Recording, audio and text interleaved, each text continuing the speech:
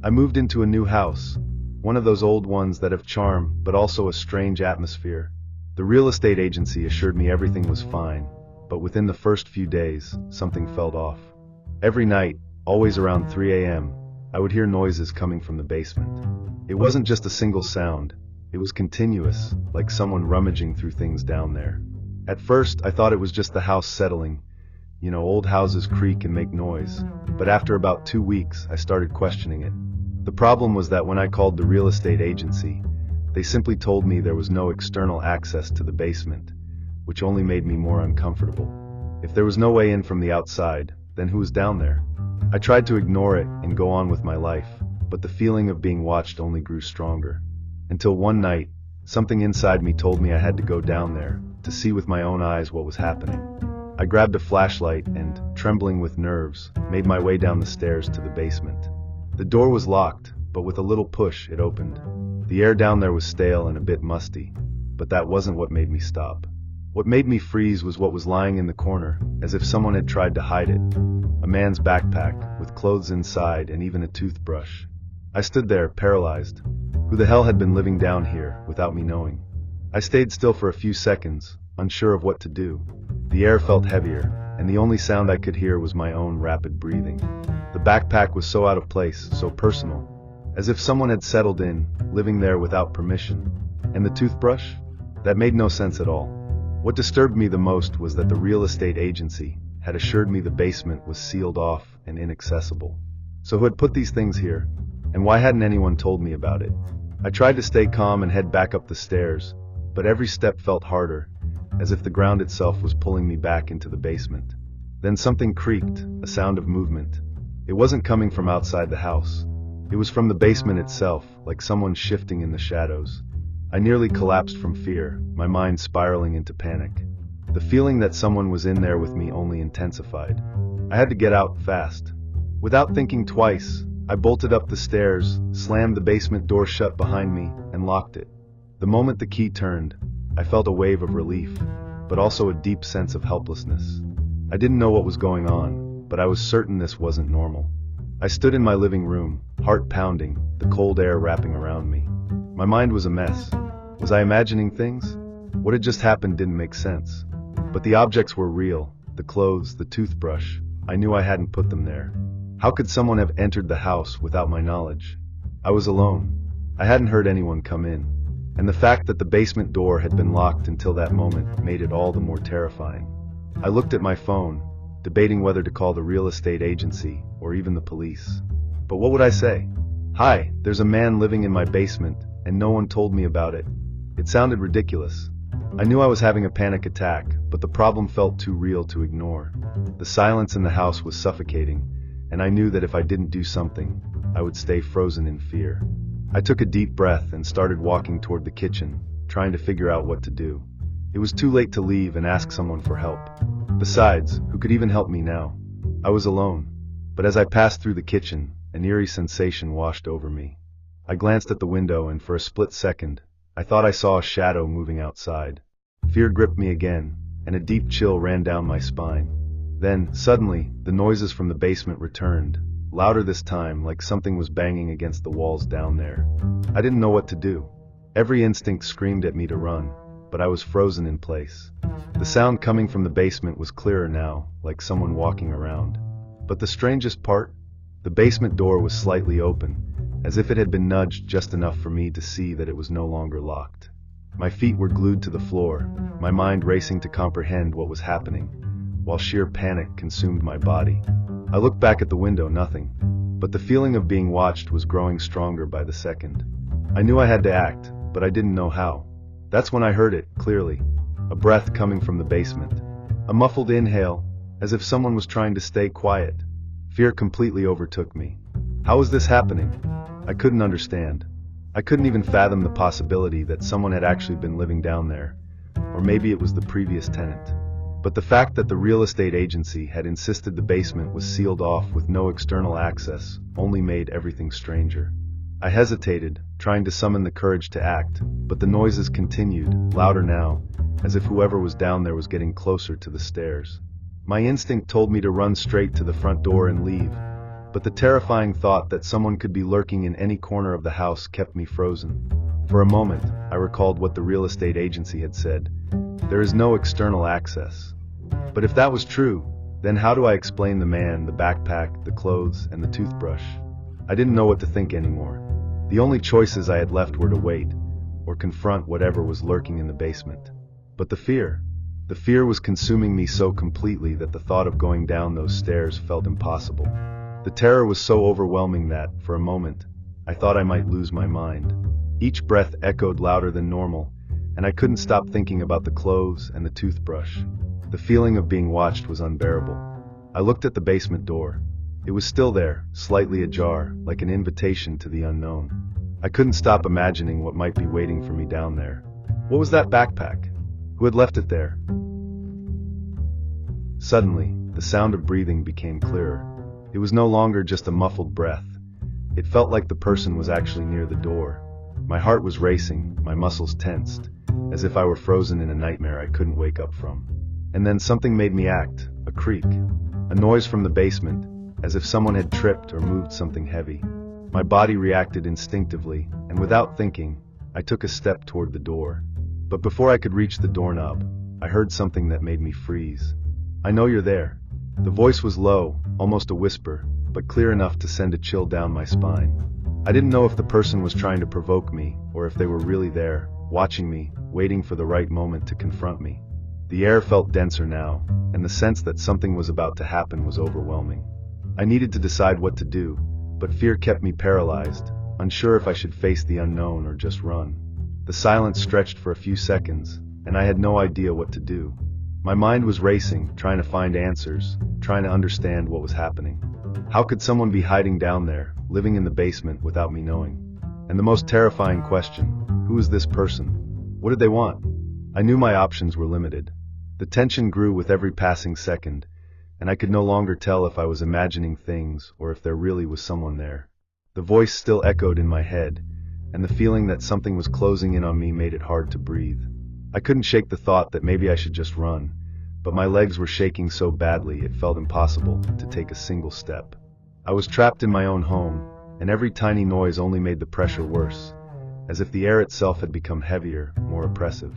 I stood still, eyes fixed on the basement door, waiting for any movement, anything that could give me a clue about what to do. I heard a faint sound from inside, almost imperceptible, like someone dragging themselves closer. The sound of my own heartbeat was deafening, and my hands were so sweaty I could barely grip the doorknob. I knew opening that door was a huge risk, but at the same time, I felt like I had to know the truth. If someone was down there, if someone had been watching me, I needed to find out who it was. But before I could make a move, a firm knock came from inside the basement, followed by a voice. But this time, it wasn't the quiet whisper. It was clear, audible, filled with an unsettling calm. "I know you're listening." That was enough to make me step back, my body frozen in panic. How did this person know I was there? How did they know what I was thinking? I looked at my phone on the table, but the idea of grabbing it and calling the police felt absurd. I didn't even know what to say. How would I explain that someone was living in my basement without me having any idea who they were? Or if I was even living inside my own nightmare? The basement door creaked, as if someone had pressed against it, and I knew there was no turning back. Whatever was down there already knew that I knew. And the worst part was that the more I tried to calm myself, the more I felt the situation slipping out of my control. I had no idea what to do. Panic was consuming me so quickly that my mind went blank. I didn't want to believe what was happening, but everything felt so real.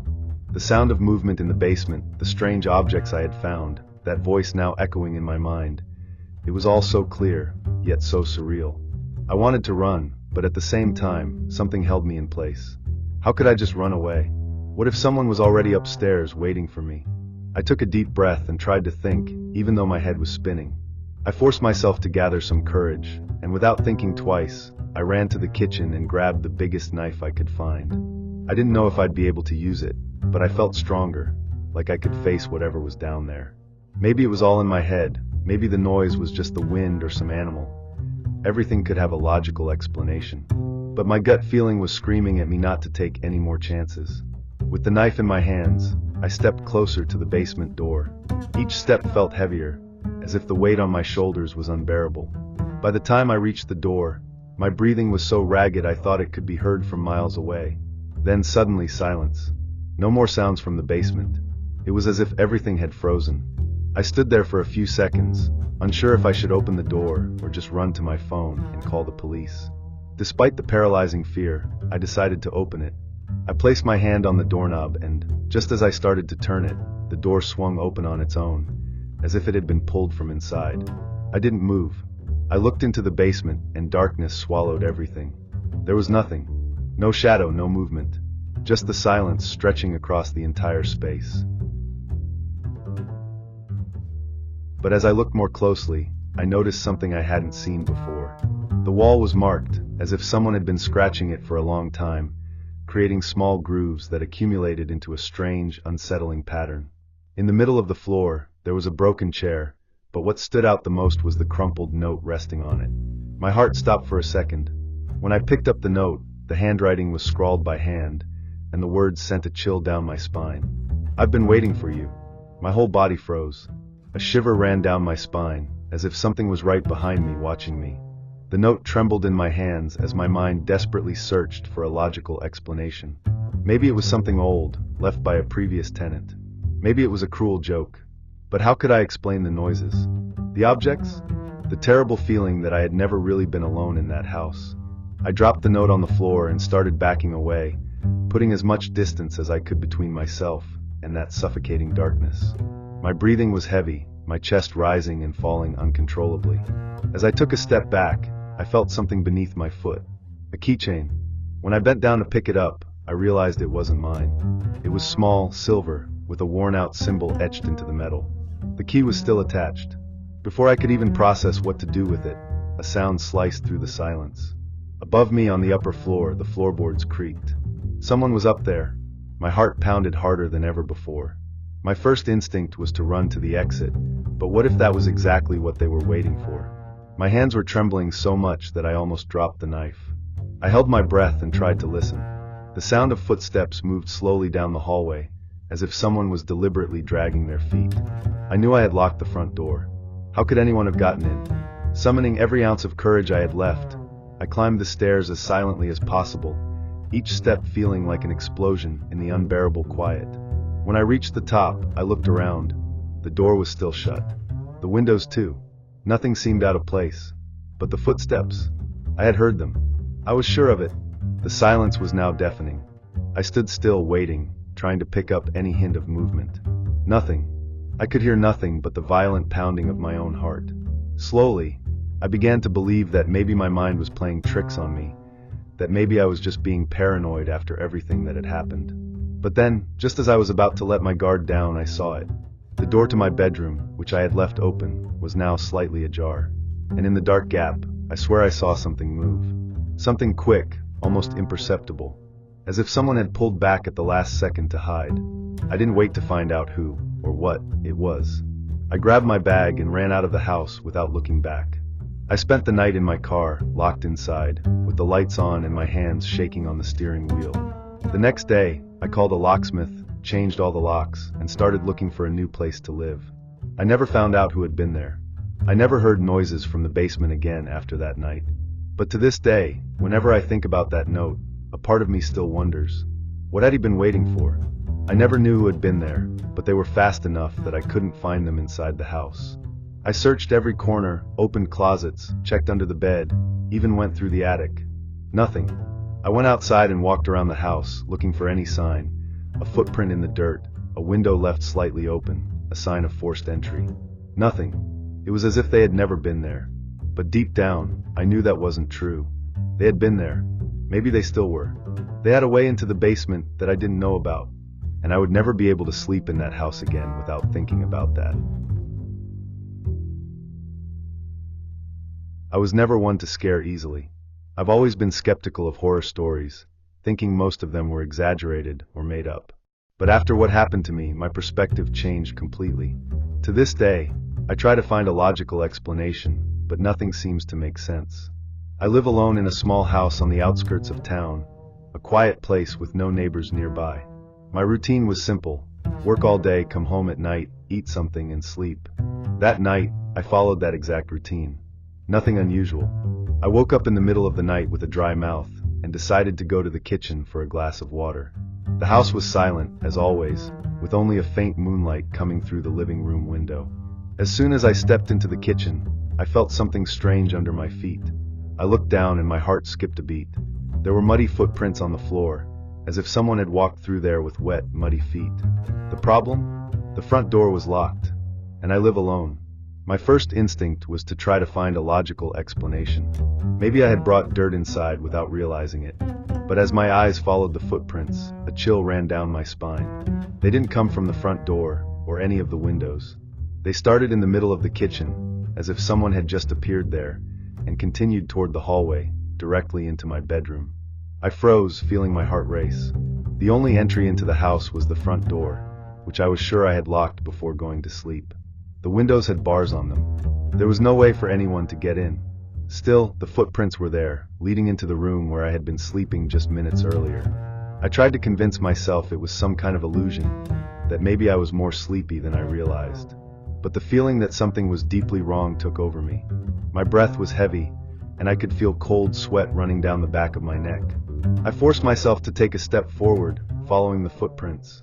The floor creaked under my feet, and every sound seemed amplified by the silence of the night. When I reached the door to my room, my stomach churned. The door was ajar. I was sure I had closed it before leaving.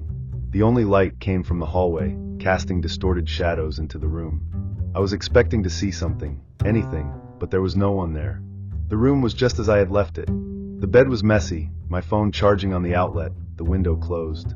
But the footprints ended right beside my bed, as if someone had stopped there, watching me while I slept. My heart was pounding in my chest. I knew there was no way those footprints could have just appeared. Someone had been inside my house. But how did they get in? And more importantly, where were they now? My first reaction was to check the back door's lock. Intact. All the windows were locked from the inside. The idea that someone might still be there, hiding in some corner of the house, left me frozen for a moment. I grabbed my phone and turned on the flashlight, sweeping the room with the shaky light from my sweaty hand. I opened the closet suddenly, already expecting to find someone curled up inside. Nothing. I checked under the bed. Nothing. The bathroom was empty too. But then, as I returned to the hallway, I felt a shiver crawl up my spine. The smell. A strong, musty smell of wet earth, filling the air, as if someone had just come in from the rain and hadn't dried off. The smell seemed to be coming from the kitchen. My stomach turned as I walked back, the flashlight trembling in my hand. The footprints were still there, staring back at me, as if mocking my attempt to find a logical explanation. Each one was marked with dirt, but it didn't seem like regular mud. It was darker, almost black, and the texture felt strange, grainy. I tried to think of rational possibilities. Could it have been some kind of animal? But what kind of animal would leave human-like footprints inside the house and, worse, walk straight into my room? That's when I noticed something that made my throat go dry. The pattern of the footprints. They weren't just random marks. They were positioned irregularly, as if the person who left them had trouble walking. As if they were limping. I took a step back, the flashlight still swaying in my hands. The cold in my spine was almost unbearable. It felt like the air itself was heavy. The footprints, even more evident as I got closer, now seemed to really follow toward my room, and I could make out more distinct details. The dark dirt of the prints seemed sticky, as if something oily had been dragged across the floor. Each step closer to my door only intensified the feeling of panic. The moment I stepped into the kitchen, I was overwhelmed by a sense of absolute discomfort. The smell was stronger now. It wasn't just the smell of earth or old mildew. It was something more intense, almost foul. It was as if something or someone had crawled in there.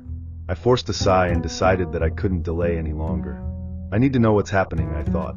The house was swallowing me with its silence and its footprints, which now seemed to challenge me, mock me. Without hesitation, I headed towards the hallway. The flashlight illuminated the details of the floor in front of me, and the pattern of the footprints was clear now. A dark stain in front of the door to my bedroom confirmed what I already feared. Someone or something was there. What made me stop, however, wasn't the movement of the dark stain, but a subtle noise coming from my room. Something was moving, but it wasn't the sound of something falling. It was a softer sound, almost like scratching, as if someone was trying to hide in a corner of my house. I didn't know what to think anymore. I felt my heart race in my chest, and my breathing became heavy. Every step toward my room felt like an eternity. The scratching sound, now clearer, made me hesitate with each movement. The bedroom door was slightly ajar, and I knew that whatever was inside that space was no longer rational. There was no possible explanation for what was happening. The flashlight trembled, but I managed to take the final step to the door. The darkness in the room seemed dense, as if something was absorbing the light. I forced myself to push the door open, a soft creak echoing as the wood gave way. The room was empty, but the heavy silence immediately enveloped me. The bed was unmade, and the scratching sound, that unsettling noise, stopped abruptly, as if everything had become still. I stepped inside, the flashlight illuminating every corner, searching for any sign. When I crouched down to look under the bed, a wave of terror hit me. Something was there, something that couldn't have gotten out before I entered. The smell of mildew mixed with the foul odor was still present, and I could feel a presence. It was as if someone had stayed there, waiting for me. There was no logical explanation for what was happening. How did the footprints appear? How did that smell invade the room? And worst of all, who was really inside my house if no one was visible? I needed to get out of there, but something told me that if I left, the footprints would still be there, watching me. My body was on high alert, every muscle tense, as if waiting for something else. I didn't want to, but I felt I needed to look one more time under the bed. The flashlight trembled in my hands, and the simple act of bending down felt like an act of too much courage for the moment. But I did it. Under the bed, nothing. No shadow, no object. But what bothered me was that the smell, now stronger, seemed to be coming from a fixed point in the middle of the room. I looked at the corners, trying not to let my mind deceive me. The anguish tightened my chest, and I knew I couldn't stay there for the night. However, the idea of running through the house and simply leaving seemed absurd. I needed to try to understand what was happening. I went back to the hallway. The footprints were still there, stretching toward the bedroom. Something told me that maybe the key to everything was in what I didn't want to admit. Something or someone was entering my house while I slept, and this couldn't be explained by anything rational. There were no signs of a break-in, and the windows were locked. Desperate for a more logical answer, I ran to the back door, which led to the yard. There, I examined it more carefully, but I found absolutely nothing. No footprints, no clue that indicated how that person, or whatever it was, had gotten in. The most disturbing thing was the fact that I hadn't heard anything, hadn't seen anything. Until that moment, nothing seemed out of the ordinary, except for what I had already witnessed. My mind was a whirlwind of questions and possibilities, none of which I could piece together. I simply didn't know what was happening, but I knew I was no longer safe inside my own home. I stayed up all night, hoping some explanation, any explanation, would arise. But nothing happened. The silence dragged on for hours, and the smell began to slowly disappear, as if it had never existed. In the morning, the footprints were gone. The kitchen floor was clean again, as if nothing had happened. I tried to rationalize everything I had seen and felt, but the fear was still there, tightening my chest. I decided it was time to call the police. I didn't know what else to do, and I couldn't trust my own perception of things anymore. When the officers arrived and heard my story, they didn't know what to think. They inspected the house from top to bottom, but found nothing unusual. They said maybe it was just my mind playing tricks, that perhaps I had gotten scared by some normal noise during the night, but there was nothing to indicate a break-in or any other explanation. They told me not to worry too much, and to call them if something strange happened again. But what bothered me the most was that during the inspection, none of the officers asked about the footprints. They simply ignored them, as if they had never existed. I never knew what really happened that night. The fear and doubt stayed with me. Since then, nothing strange has happened, but every time I enter the kitchen at night, I look at the floor, searching for something that explains what I saw, what I felt. But the truth is that I'll never know what happened. Something entered that house, something or someone, and disappeared without a trace. And worst of all, I may never know what really happened. I came back home after a weekend away, tired from the road, and just wanting to take a shower and sleep. As soon as I walked in, I felt something strange, but I couldn't pinpoint it immediately. It was my house, everything seemed normal, but at the same time it didn't feel right. I threw my backpack on the living room floor, and went to the kitchen to get a glass of water. That's when I noticed the first strange thing, a dirty plate in the sink. I had left the house clean before leaving, I remember. I always make sure to wash the dishes before I travel, because I hate coming back to a mess. But that plate wasn't mine. I tried to rationalize. Maybe I had forgotten it. But something told me no. I looked around the kitchen, expecting to see more misplaced details. Nothing. But as I returned to the living room, I noticed that the rug seemed slightly out of place, as if someone had dragged something across it. That's when I looked at the couch and saw a blanket folded on it. I never left blankets in the living room. And the worst part, it wasn't my blanket. I climbed the stairs to the bedroom with my heart beating faster than it should. I tried to convince myself I was overreacting, that maybe I had left that blanket there and just didn't remember. But deep down, I knew I hadn't. As soon as I entered the bedroom, I noticed another unsettling detail. The closet door was slightly ajar. I always closed it, it was a habit. My chest tightened, but still, I went over and opened it wide. Nothing. Just my clothes and my things, just as I left them. I went to the bed and ran my hand over the sheets. Clean. But something still bothered me, a strange feeling that someone had been there. I checked every corner of the room, the bathroom, even looked under the bed, as if I expected to find someone hiding. But there was nothing. Still, the feeling wouldn't go away. The silence in the house felt different, like the air was heavy, as if someone had just left not long ago. I went back to the living room and stopped in the middle of the room, trying to organize my thoughts. My mind fought to find a rational explanation. Maybe someone had a spare key and came in. But who? I never gave a copy to anyone. The thought of an intruder made me even more uneasy. I slowly walked to the front door and checked the lock. Intact. No sign of forced entry. I took a deep breath and went back to the kitchen. Now that I was paying closer attention, the plate in the sink wasn't the only strange sign. The glass next to it also wasn't mine.